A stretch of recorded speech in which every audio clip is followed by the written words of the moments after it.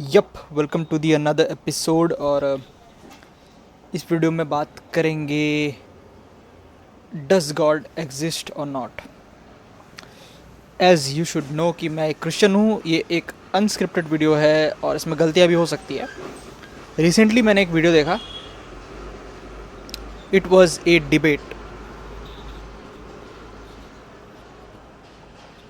एक डिबेट था जिसमें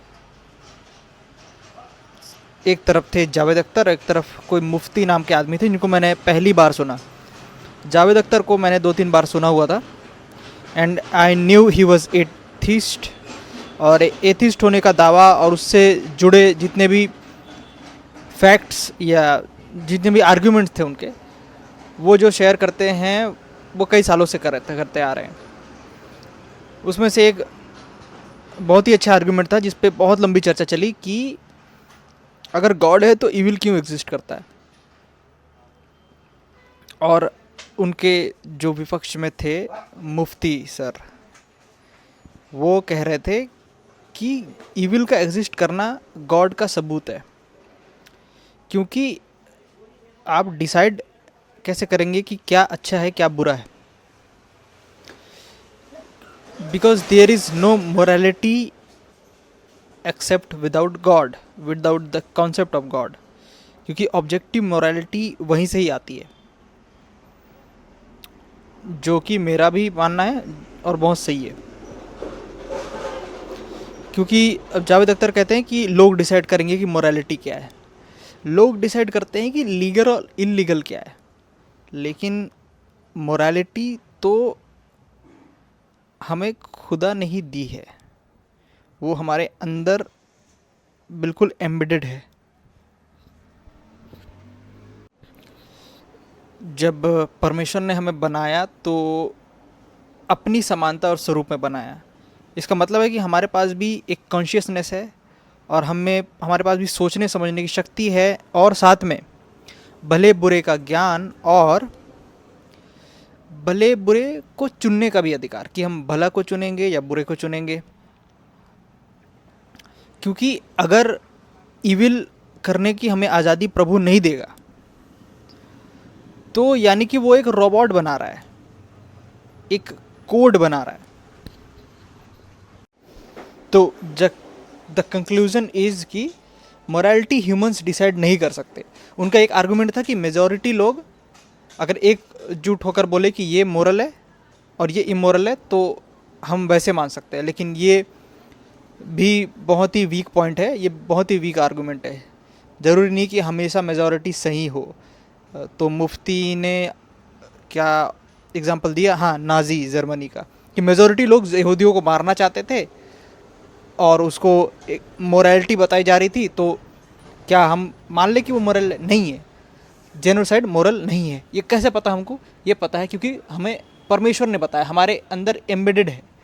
वो ट्राइब्स जहाँ पर ह्यूमंस आज तक नहीं पहुँचे, मतलब हमारे जैसे ह्यूमंस जिन्होंने किताबें पढ़ रखी हैं, जिन लोग लिटरेट हैं, वहाँ पर की जो ट्राइब्स रहती हैं उनमें भी आपस में मोरालिटी और इमोरलिटी एग्जिस्ट करती होगी। उनको भी अगर पूछा जाए कि चोरी करना सही है गलत है, तो वो कहेंगे कि गलत है। क्यों पता है?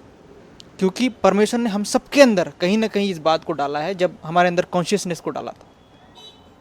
That's the answer. इसको हम लोग बाइबल की भाषा में प्राण कहते हैं। प्राण वो सब्सटेंस है जब जो परमेश्वर ने हमारे अंदर डाला, इसके अंदर ही कॉन्शियसनेस, भले बुरे का ज्ञान, सब कुछ आता है। इसके अलावा मुफ्ती सर के सारे आर्गुमेंट सही लगे थे, सिवाय इस बात के कि वो कहते हैं कि ये दुनिया में हमको खुदा ने भेजा है टेस्ट के लिए। बट ऐसा मैं एक बाइबल आधारित मसीही होने के नाते नहीं मानता, क्योंकि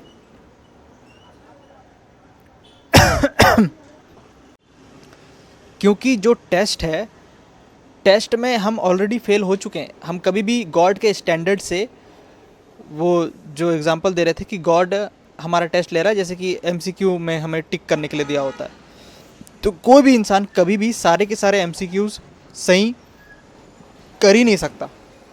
उस टेस्ट में जो पासिंग मार्क्स है वो कभी नहीं ला सकता, क्योंकि ह्यूमन फ्लॉड है। फ्लॉड क्यों है? क्योंकि उसने हमेशा खुदा की जगह पाप को चुना, खुदा की जगह शैतान को चुना, खुदा की जगह अपने शरीर को चुना, अपनी अभिलाषाओं को चुना, जो कि हम सब करते हैं। हम सब पापी हैं, और इस चीज़ को जो डिनाई कर रहा है वो खुद से और दूसरों से झूठ बोल रहा है। सो जो टेस्ट है वो हमारी जगह खुद परमेश्वर को आके ही वो टेस्ट देना पड़ा, और उस टेस्ट में वो सफल हुआ, 100 में 100 नंबर लेकर के आया, और उसने कहा कि वो सारे नंबर मैं तुम्हें देता हूँ, तुम्हें बस मुझ पे ईमान लाने की ज़रूरत है। टेस्ट जैसी कोई चीज़ नहीं है